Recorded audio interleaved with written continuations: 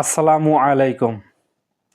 আমাদের দৈনন্দিন জীবনে কাজে কর্মে চাকরিতে হাঁটা চলাফেরা করতে অনেক সময় আঘাতে অ্যাক্সিডেন্টে কেটে যাওয়া ছিলে যাওয়া ফেটে যাওয়া আঁচড় লাগা এগুলো হতেই পারে। এগুলো সবার সাথেই ঘটতে পারে, কিন্তু তখনই সঠিক ব্যবস্থা নেওয়া খুবই জরুরি। কেটে গেলে বা ফেটে গেলে সঙ্গে সঙ্গে কি করবেন? প্রথমে পরিষ্কার পানি দিয়ে ভালোভাবে ধুয়ে নিন। কাটা জায়গা থেকে যদি ব্লিডিং বা রক্তপাত হয়, পরিষ্কার কাপড় অথবা গজ দিয়ে চাপ দিয়ে রাখুন, এতে রক্ত পড়া বন্ধ হবে। অ্যান্টিসেপটিক লোশন বা মলম ব্যবহার করতে পারেন। ক্ষত বড় হলে অবশ্যই ডাক্তারের কাছে যাবেন।